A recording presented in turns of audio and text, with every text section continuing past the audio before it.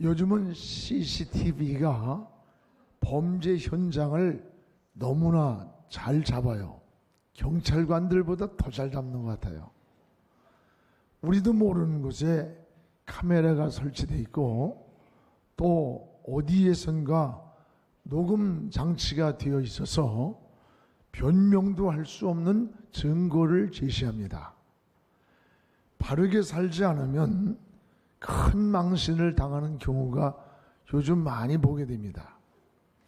어느 날 저녁에 아들과 아버지가 길을 가다가 마침 과수원길 옆을 지나가는데 사과가 너무 잘 익어 있는 거예요. 그걸 보고는 아버지가 얘야 망을 좀 봐라 누가 보나.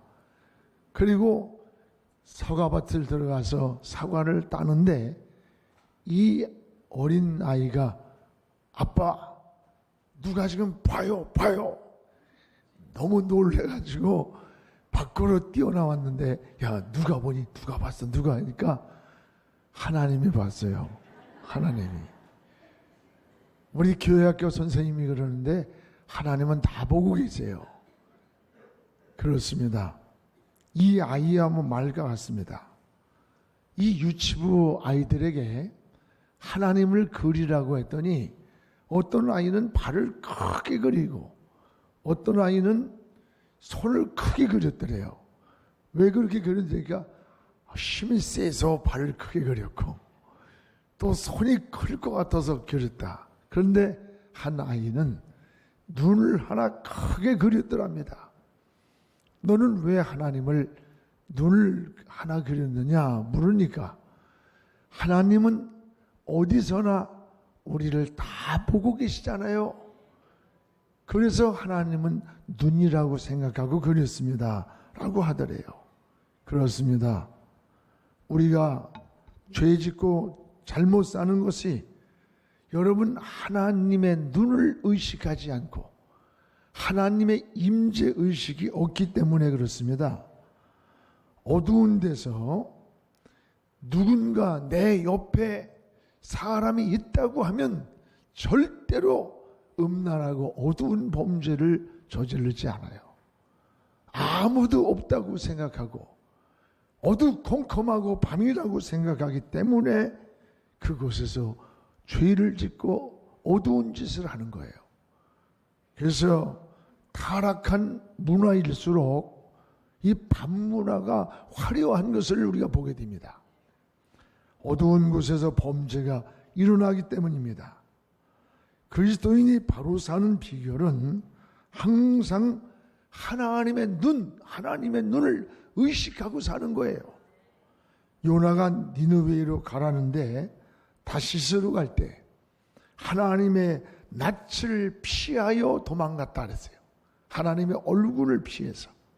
하나님의 얼굴을 피할 수 있다고 생각했기 때문에 요나는 저 다시스로 도망을 갔는데 그런데 마침 가는 배가 준비되어 있고 또 배를 탔는데 배가 순항을 하면서 가는 거예요. 아이 잡았다 라고 뱀이 참가 있는데 어느 바다 가운데쯤 가서 무서운 광풍이 일어나는 거예요.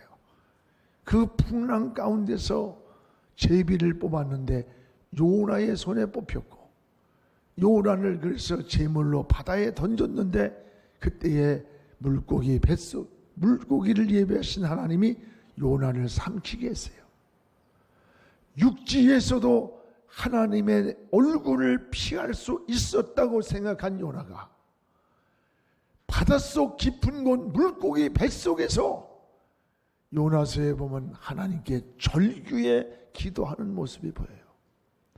하나님은 육지에서만 계신 것이 아니라 이 바다 깊은 곳에서만이 아니라 내가 있는 이 서울의 골짜기 물고기 뱃속에서까지도 하나님은 이곳에 임재해 계시고 그의 손길이 있고 그의 눈이 있음을 알았기 때문에 그 속에서 하나님께 기도하는 것을 보게 됩니다.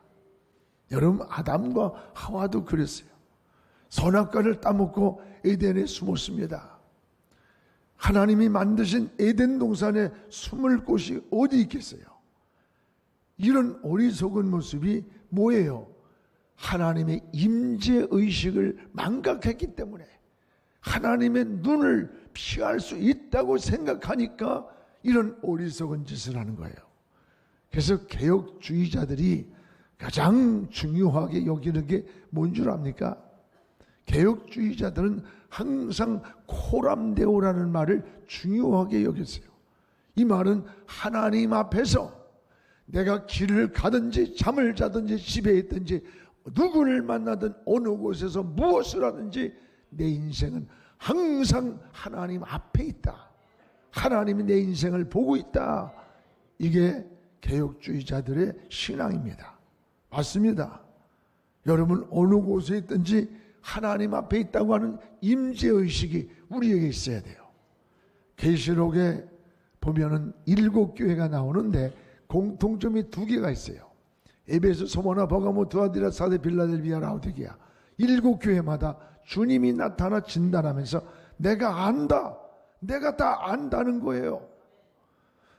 믿음을 지키는 것도 알고 신앙을 지키기 위해 집을 뺏기고 직장을 잃고 고난을 당하는 것도 내가 안다. 또 하나 너희들이 니골라 당을 섬기면서 하나님을 배신하고 첫사랑을 버린 것도 안다. 좋은 것도 아시고 잘못 사는 것도 안다는 겁니다. 또 하나는 성령께서 말씀하신다. 성령이 가라사대 성령이 역사하셨어요. 오늘 사랑하는 여러분, 우린 어느 곳에서 뭘 하든지 하나님의 임재의식을 가지고 살 때 바른 인생을 살 수가 있습니다. 오늘 말씀이 바로 그런 사건입니다. 다윗이 왕이 된 후에 지울 수 없는 죄를 졌어요. 자기 신하 우리아의 아내 밧세바를 겁탈을 하고 하필이면 그날따라 임신이 돼버렸어요. 그 배가 불러오는 거예요.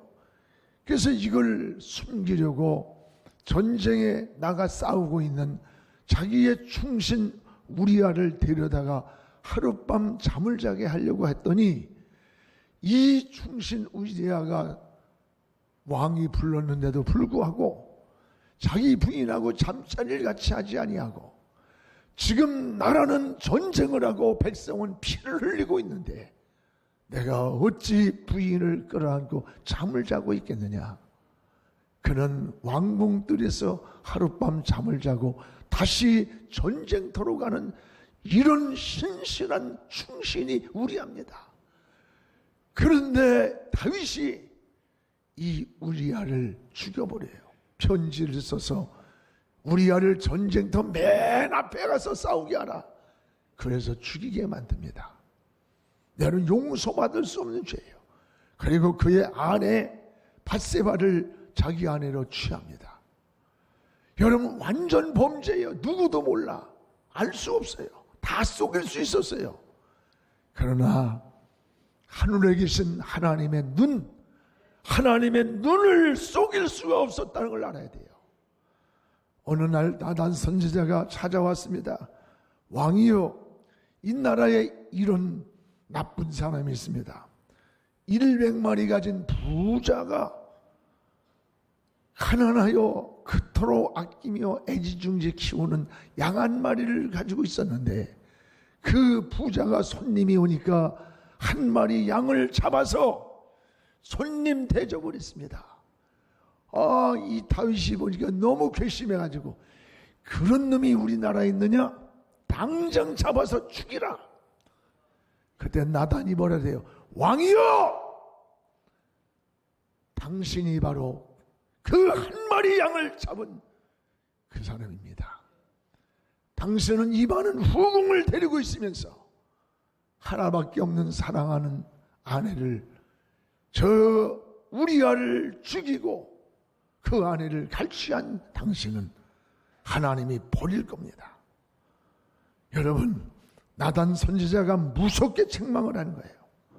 당신은 지금 아무도 모를 줄 알고 은밀한 중에 죄를 짓고 있었지만 당신의 아내들은 백주 대낮에 벌거벗겨서 밖에 돌아다니는 부끄러운 모습이 될 것이고, 당신의 자녀는 반란을 일으켜 당신은 맨발로 쫓겨날 것이고, 당신의 신하는 반기를 들어 당신을 죽이려고 비수를 갖다가 될 겁니다.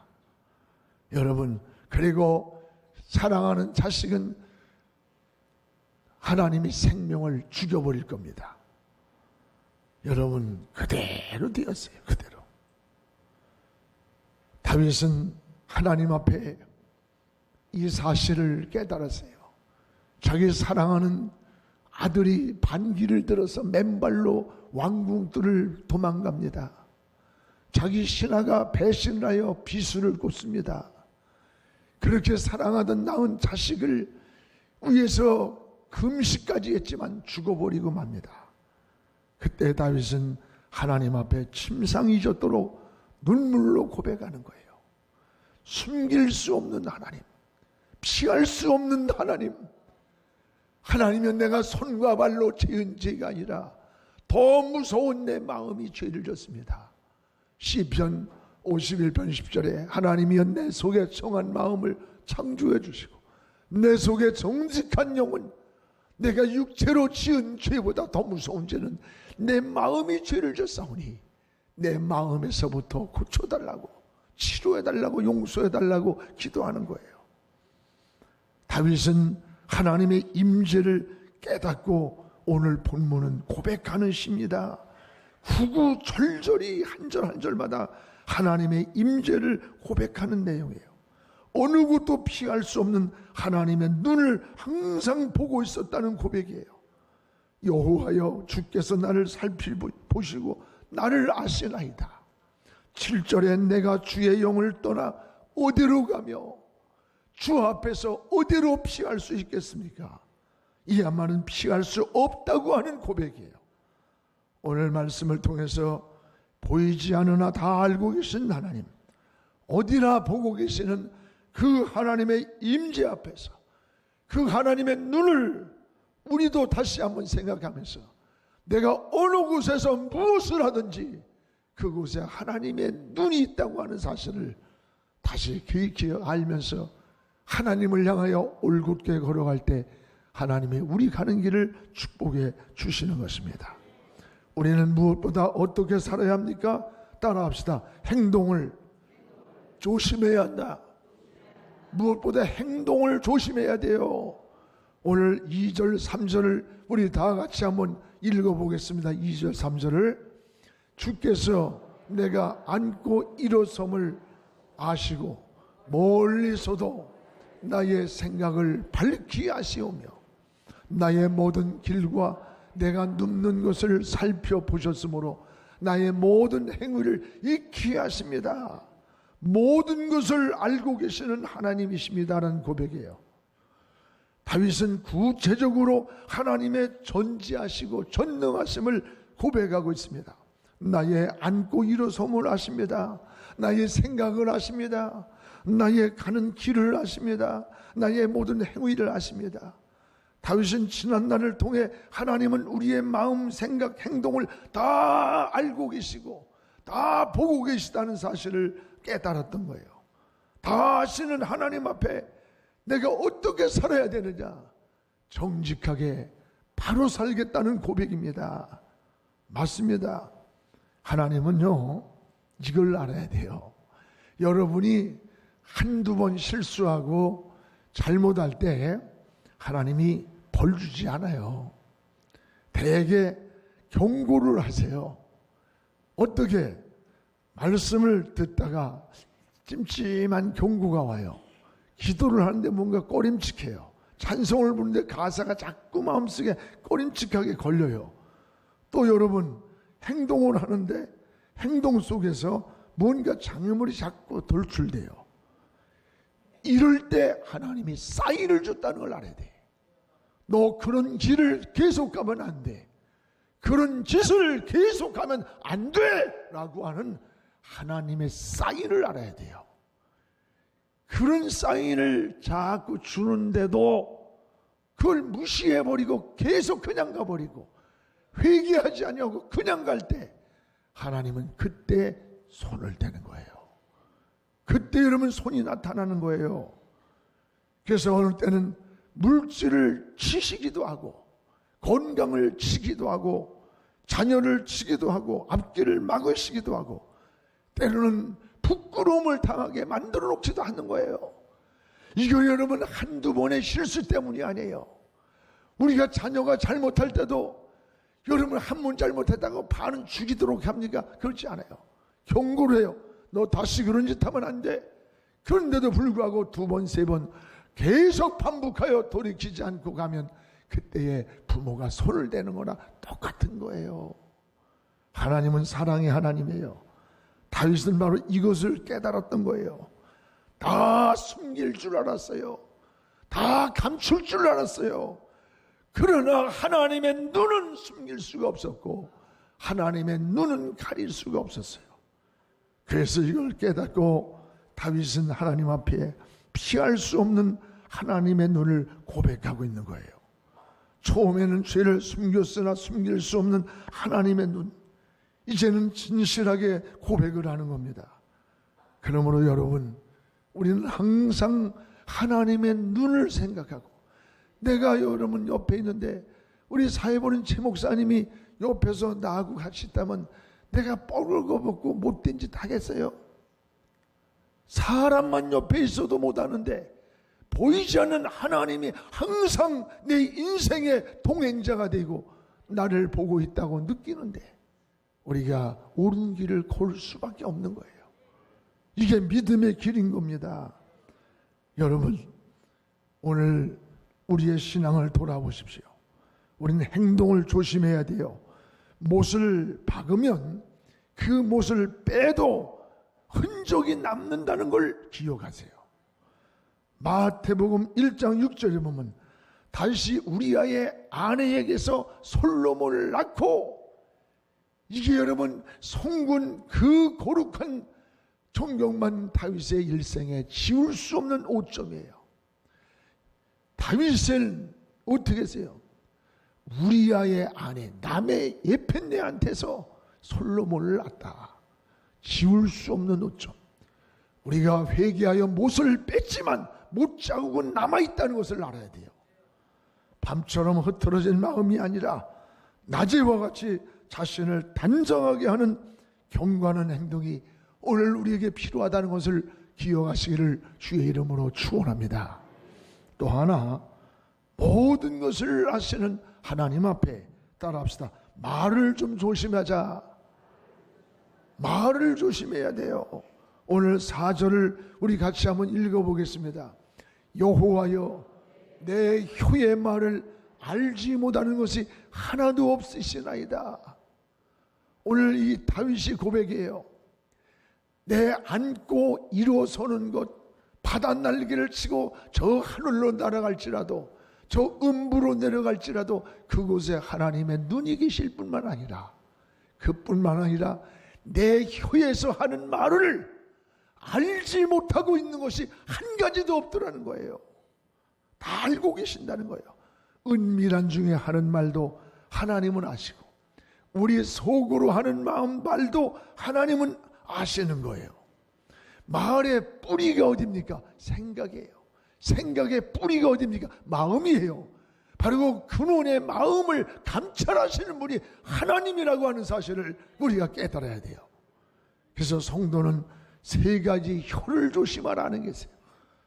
특히 야고보서에 보면 혀에 대한 교훈이 세 가지 잘 나타나 있어요. 하나는 따라합시다. 길들일 수 없는 혀. 혀가 얼마나 무서운지 길이 들지 않는 게 혀라는 거예요. 우리 야고보 3장 7절 8절 우리 같이 읽어봅시다.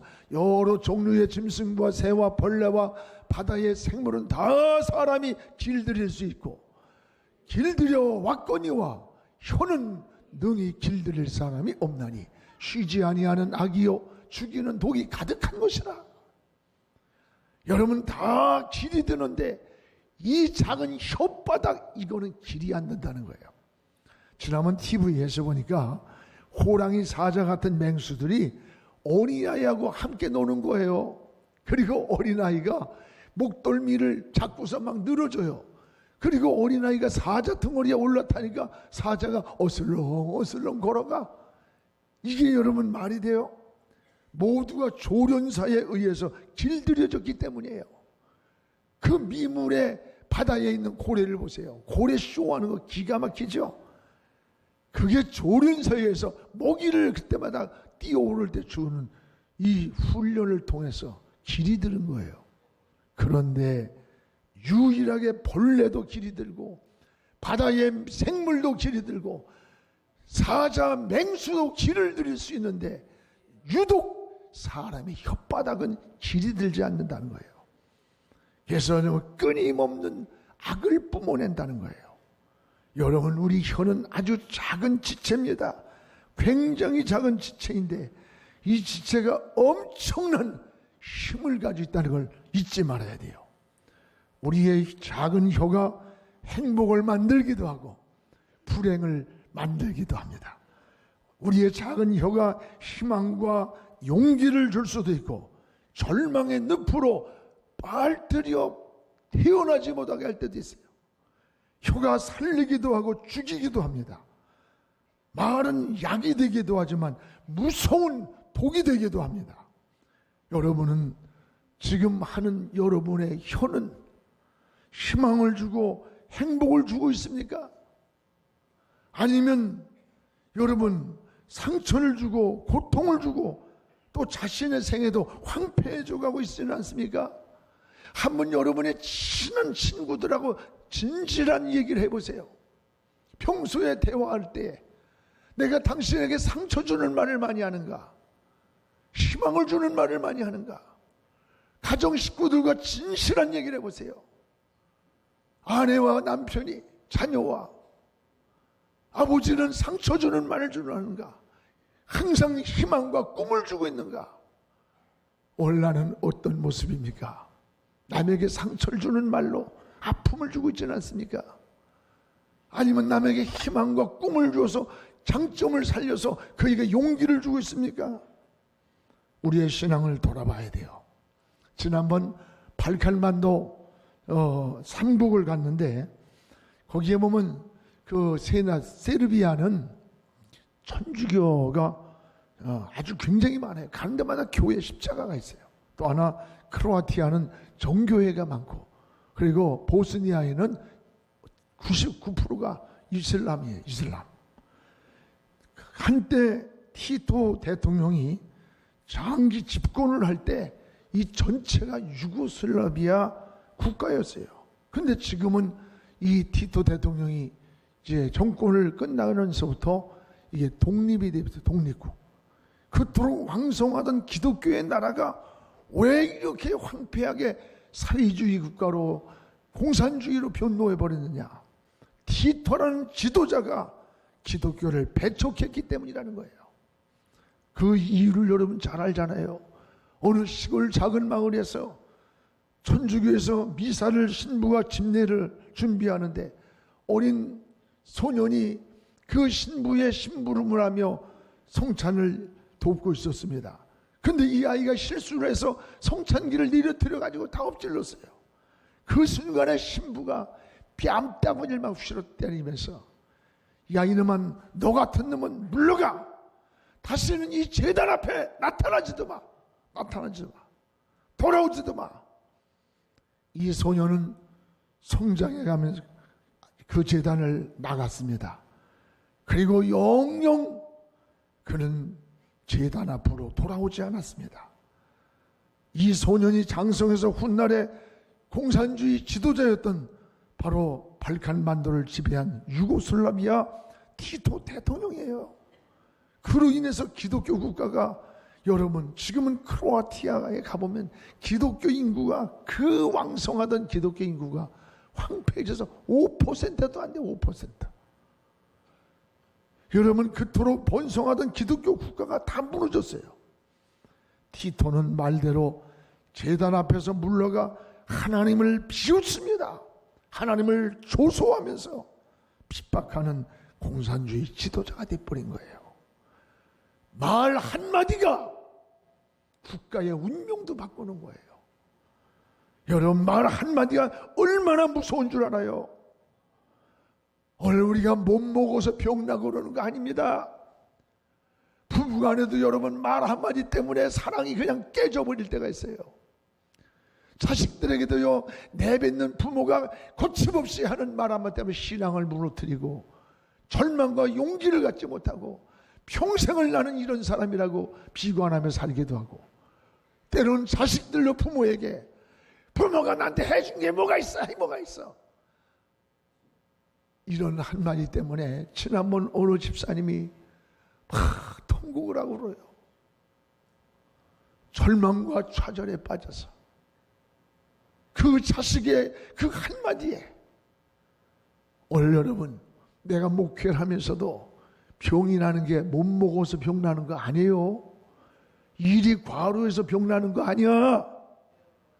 내 마음에 상처가 오고 때로는 고통이 오고 너무나 많은 견딜 수 없이 아픔이 막 찾아와요.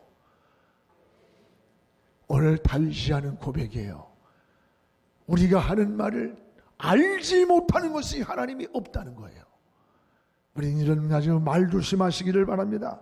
오늘 다윗은 뭐라고 했느냐, 여기 아니죠, 야고보서 2번째 보면 하나는 무서운 길들일 수 없는 혀로 비유했고, 하나는 혀로 배를 비유했어요. 혀를 배로.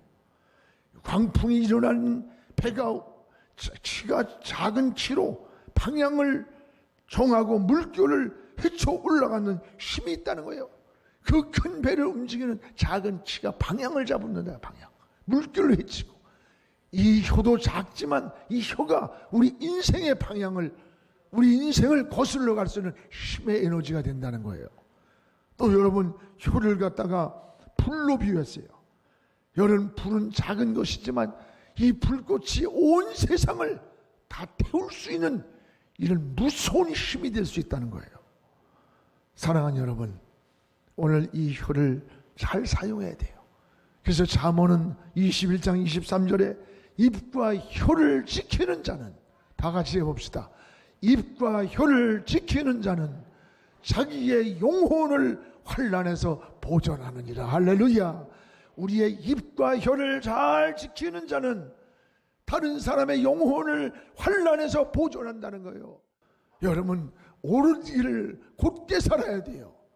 그리고 말도 조심해서 다른 사람에게 희망을 주고 용기를 주고 꿈을 줘서 사람을 일으켜주는, 여러분, 천은 것보다 귀한 것이 언어예요. 우리 영안의 성도들이 이런 축복의 사람들이 되기를 주의 이름으로 축원합니다.